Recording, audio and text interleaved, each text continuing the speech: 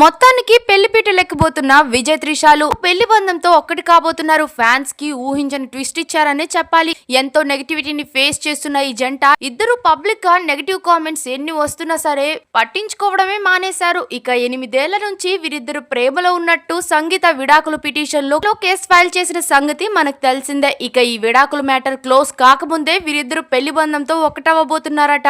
దీనికి కారణం కూడా విజయ్ తలపతి పేరుపై ఉన్న కోట్ల ఆస్తులని నెటిజన్లు కామెంట్స్ చేస్తున్నారు. అంతేకాకుండా సంగీతకు కోర్టు బయటే 250 కోట్ల భరణం ఇప్పిస్తానని విజయ్ తలపతి తన లాయర్ తో మాట్లాడించారట. అయితే సంగీత ఈ విషయాన్ని ఒప్పుకోకపోవడంతో ఆస్తిలో వాటా మొత్తం ఇద్దరు పిల్లలకే చెందాలని డిమాండ్ చేయడంతో ఈ విడాకుల కేసు ఇంకాస్త ముదురుతుందనే చెప్పాలి. దీంతో విజయ్ ఏమీ చేయలేక విజయ్ తలపతి త్రిషాలు పబ్లిక్ గా కలిసి ఒకే డ్రెస్ లో వచ్చి మరి వీరిద్దరు బంధాన్ని పబ్లిక్ చేశారు. అయితే విజయ్ తలపతి పొలిటిక్స్ కోసమైనా తన ఆస్తిని వదులుకోవడం ఇష్టం లేక త్రిషాను పెళ్లి చేసుకోవాలని కొత్త లైఫ్ ని స్టార్ట్ చేయబోతున్నారని రూమర్స్ అయితే వినిపిస్తున్నాయి. ఇప్పటికే అటు సోషల్ మీడియా ఇటు ఫ్యాన్స్ కూడా విజయ్ తలపతిని ఎగ్నెస్ట్ గానే ఉన్నారు.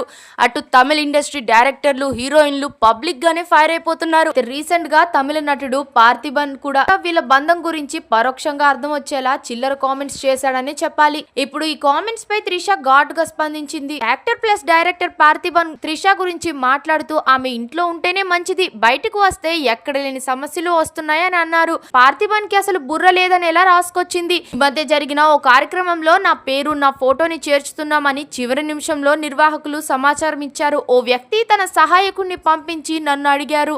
అయితే మైక్రోఫోన్ లో మాట్లాడినంత మాత్రాన అది తెలివైన కామెంటో లేదా కామెడీనో అవ్వదు. అది కేవలం మూర్ఖత్వాన్ని ఎక్కువ వినిపించేలా చేస్తుంది. వ్యక్తి తత్వాన్నే బయట పెడతాయని త్రిష ట్వీట్ చేసింది. పార్థిబన్ కి అసలు బుర్ర లేదు అని అర్థం వచ్చేలా త్రిష రాసుకొచ్చింది. ఇక మీ అభిప్రాయం ఏంటో కామెంట్స్ లో తప్పకుండా చెప్పేయండి. మరిన్ని అప్డేట్స్ కోసం మా ఛానల్ ని సబ్స్క్రైబ్ చేయండి.